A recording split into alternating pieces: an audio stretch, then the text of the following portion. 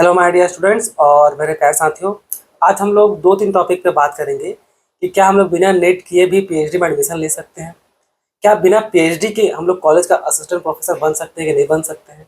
Full time PhD क्या होता है, पार्ट टाइम पीएचडी क्या होता है, तो इन सब टॉपिक पे हम लोग आज डिस्कशन करेंगे। ठीक है, सबसे पहले बात करते हैं कि क्या बिना नेट का हम लोग पीएचडी में एडमिशन ले सकते हैं कि नहीं। तो शॉर्ट आंसर है हाँ, बिल्कुल एडमिशन ले सकते हैं। पर पीएचडी में एडमिशन लेने का ना कुछ अपना प्रोसेस बना हुआ है कैटेगरी वाइज। ठीक है, मान लीजिए इसको हम लोग जनरली कॉलेज सब दो भाग में बांटती है, एक 60-40 रूल में।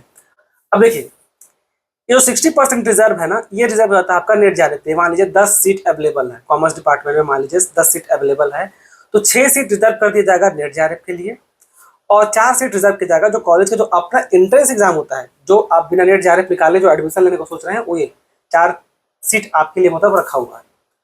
अब देखिए, अब ऐसा समझिए, ये जो 6 सीट है जिसमें जेआरएफ नेट लोग निकाल के आया है, इन लोगों का मेनली एडमिशन होगा किसके दम पे, केवल इंटरव्यू के दम पे। अगर इंटरव्यू खराब तो गया सब कुछ। ठीक है, इधर आ जाइए। इधर क्या होगा, इधर जो 4 सीट है वो आपका दो सिस्टम में फिर दोबारा बढ़ता है।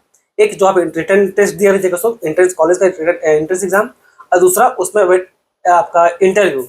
तो जो एंट्रेंस टेस्ट है वो आपका वेटेज डालेगा 70% का और 30% का वेटेज डालता है इंटरव्यू में। तो यहाँ पर एक बेनिफिट ये मिलता है, अगर देखा जाए इनडायरेक्ट घुमा करके, कि है क्या कि भाई हम लोग जनरली होता है कि हम लोग रिटन टेस्ट में तो अच्छे होते हैं बट इंटरव्यू में अच्छे नहीं होते हैं। तो यहाँ पर जो ज़्यादा वेटेज दिया गया है किस पर दिया गया है, रिटन टेस्ट पे, एंट्रेंस एग्जाम, कॉलेज का एंट्रेंस एग्जाम में। और 30% वेटेज दिया किस पर, केवल इंटरव्यू में। और यहाँ पर क्या, अगर आपको वो 5 मिनट का इंटरव्यू खराब चला गया तो भाई गया आपका सीट, आपको नहीं मिलने वाला। पर ये नहीं सोचिएगा, जैसे 10 सीट टोटल था ना, तो 6 सीट यहाँ पर है, यहाँ पर 4 सीट है, तो ऐसा कभी नहीं होने वाला कि इस 4 सीट वाला सबको ये 6 सीट मिल जाएगा। नहीं, ऐसा नहीं होगा। आपको जो बेनिफिट मिला है वो केवल वो 4 सीट पे ही रहेगा लिमिटेड। ऐसा कभी नहीं होने वाला कि ये 6 सीट भी आप क्लेम कर पाएगा। नहीं, वो 6 सीट केवल नेट जा रहे के लिए रिजर्व है, वो किसी भी हाल में आपको नहीं मिलने वाला। तो एक बेनिफिट यहाँ आप बोल सकते हैं, बट नो डाउट एडमिशन के टाइम में ये बेनिफिट तो आपको मिलेगा बच्चों, लेकिन कैरियर पे वो दिक्कत करेगा। कैरियर पे फिर आपका बनेगा एपीआई स्कोर, और जब एपीआई स्कोर यानी एक प्रकार का मेरिट लिस्ट बनता है, और मेरिट लिस्ट में आप क्या क्या एग्जाम क्या क्या निकाल के आए हैं उसके आधार पर वो नंबर चढ़ेगा। जैसे बीकॉम में यानी कि ग्रेजुएट में कितना नंबर आपको आप कितना परसेंट लाए हैं उसके आधार पर नंबर मिलेगा। मास्टर डिग्री यानी पोस्ट ग्रेजुएट में कितना लाए उसके हिसाब से नेट जेआरएफ पे कितना आपका मतलब नेट निकालेंगे जेआरएफ, उस पर भी मार्क्स मिलेगा। नेट में 5 और जेआरएफ में 7। उसके बाद पीएचडी में जो अब मिलेगा तो सोचे जेआरएफ अगर कोई निकाला हो तो 7 नंबर का एपीआई स्कोर में अंतर आ जाएगा, और 7 नंबर बहुत होता है। 1-2 नंबर मैटर करता है, यहाँ तो 1-2 नंबर भी बहुत मैटर करता है, यहाँ तो फिर भी 7 नंबर चला गया। तो ये सब चीज ना आपको बाद में रिग्रेट करना पड़ सकता है। ठीक है, अब तो आई होप इसका जो भी मेरिट और डिमेरिट था हम आपको बता दिए। अब बात करेंगे असिस्टेंट प्रोफेसर को बनने को लेकर के, कि भाई क्या बिना पीएचडी किए हम लोग असिस्टेंट प्रोफेसर बन सकते हैं। तो जवाब है हाँ, बिल्कुल बन सकते हैं। आप नेट एग्जाम निकाल लीजिए, जेआरएफ भी नहीं, नेट निकाल, जेआरएफ निकालिए तो ऑटोमेटिक आपको नेट मिल ही जाएगा। तो जेआरएफ नेट निकाल लीजिए। नेट का जो डिग्री होता है ना बच्चों, वो मिनिमम क्वालिफिकेशन होता है किसी भी कॉलेज या यूनिवर्सिटी में जाके पढ़ाने का। ठीक है, उसके दम पे आराम से आपको कॉलेज में असिस्टेंट प्रोफेसर का जॉब मिल जाएगा। ठीक है, अब अभी तक आप पीएचडी किए भी नहीं है। अब दिक्कत क्या आएगा, देखिए दिक्कत आता है मेनली प्रमोशन में। प्रमोशन में कैसे दिक्कत आएगा, देखिए जो असिस्टेंट प्रोफेसर का पोस्ट या कॉलेज सब में जो प्रोफेसर लोगों का जो पोस्ट होता है ना, वो एकेडमिक लेवल वाइज चलता है। ठीक है, अगर आपको कोई कॉलेज केवल नेट का डिग्री पे अगर अपॉइंट कर लेती है तो वो आपको असिस्टेंट प्रोफेसर एकेडमिक लेवल 10 पे भेजेगी। ठीक है, अब है क्या, 10 से 11 में अगर जाना होगा ना, तो मान लीजिए आपके पास पीएचडी डिग्री नहीं है। ठीक है, पीएचडी नहीं है तो आपको 6 साल का टीचिंग एक्सपीरियंस आपको जब का रहेगा तभी आपको एकेडमिक लेवल 10 से एकेडमिक लेवल 11 में भेज दिया जाएगा। पर अगर आपके पास पीएचडी डिग्री अगर रहेगा ना, तो 4 साल में ही आपको 10 से 11 भेज दिया जाएगा, यानी 2 साल का फायदा हो जाएगा अगर आपके पास पीएचडी डिग्री है तो।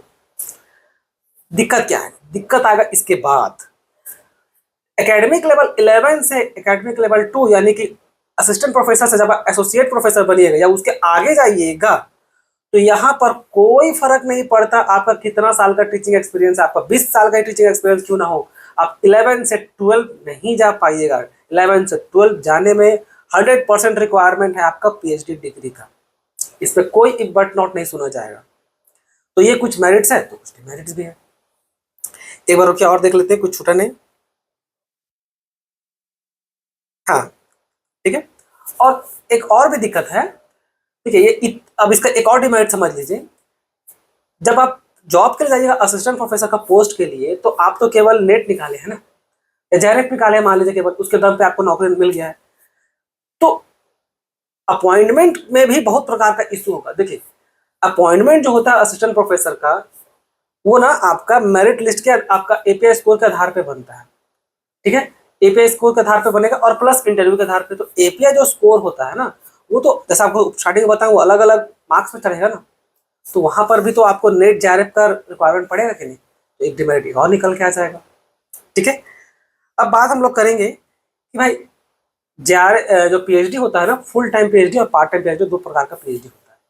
ठीक, मान लीजिए आप जेआरएफ निकालें, अगर आप जेआरएफ निकालें और जेआरएफ आपको पैसा चाहिए, तो आपको हर हाल में फुल टाइम पीएचडी लेना पड़ेगा। ठीक है, आप उसमें पार्ट टाइम पीएचडी नहीं ले सकते। फुल टाइम लीजिएगा तभी पैसा मिलेगा। अगर आपको पैसा नहीं चाहिए, मान लीजिए आपको केवल पीएचडी में एडमिशन कराना है, लेकिन आपको पार्ट टाइम करना है, तो ठीक है, आप करा लीजिए, लेकिन फिर आपको जेआरएफ वाला पैसा नहीं मिलेगा। एडमिशन मिल जाएगा नो डाउट, बट जेआरएफ वाला पैसा नहीं मिलेगा जनरली। और एक और डिफरेंस समझ लीजिए, फुल टाइम पीएचडी कीजिएगा तो लगभग मिनिमम 3 साल में आपको पीएचडी करने का परमिशन रहता है, 3 साल मिनिमम है। और अगर आप पार्ट टाइम पीएचडी कीजिएगा तो उसमें 3.5 से 4 साल तक, 4.5 साल तक ऐसे वो जाएगा, कॉलेज टू कॉलेज वैरी करता है। ठीक है, मतलब मान के चलिए 1 साल एक्स्ट्रा जाएगा। अगर फुल टाइम में 3 है तो पार्ट टाइम में आपका 4 साल जाएगा।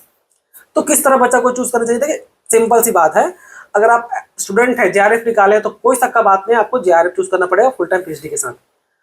अच्छा, और मान लीजिए चलिए पार्ट टाइम है, तो पार्ट टाइम तब हम चूज करते हैं अगर, होता क्या है कि मान लीजिए अगर आपको ये हो गया, कहीं से आप पहले से आप जॉब कर रहे हैं, पहले से आप जॉब कर रहे थे, आपका जॉब चल रहा है, आप पीएचडी प्रमोशन के लिए करना चाहते थे, वो तो वो करना चाह रहे हैं, अगर आप जॉब को भी देख रहे हैं और इधर पीएचडी भी करना है, तो जाकर के आप पार्ट टाइम पीएचडी कर सकते हैं।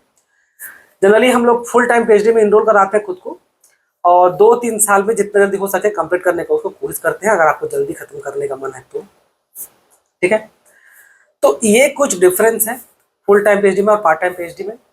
अरे फुल टाइम पीएचडी में एक और चीज समझ लीजिए, फुल टाइम पीएचडी में जैसे आपको बोले कि जब आप जेआरएफ चूज कर लीजिएगा तो आपको वही करना पड़ेगा, दूसरा काम का परमिशन नहीं है। तो छोटा मोटा काम अवेलेबल है, वो बच्चा लोग को ट्यूशन पढ़ाना वो चलता है, जो 8 घंटा वाला जो प्रॉपर वर्क है वो आप नहीं कर सकते। और पार्ट टाइम में बस यही सुविधा मिला हुआ, जैसे आपको बताएं कि उसमें अगर आप कहीं से पहले से जॉब कर रहे हैं, आपको दोनों मेंटेन करना है, भाई पीएचडी भी करना है, वो जॉब भी करना है, तो फिर आप पार्ट टाइम पीएचडी लीजिए। क्या दोनों डिग्री वैलिड होता है इक्वल लेवल पे? हाँ, तो दोनों एज इक्वल एज है, मतलब दोनों सेम है। ठीक है, कोई किसी प्रकार का भेदभाव नहीं होगा। ठीक है, दोनों में आपको सेम रिकॉग्निशन मिलेगा। तो इसमें इतना ही बच्चों, इस वीडियो में। धन्यवाद। आई होप आपको वीडियो पसंद आया हो।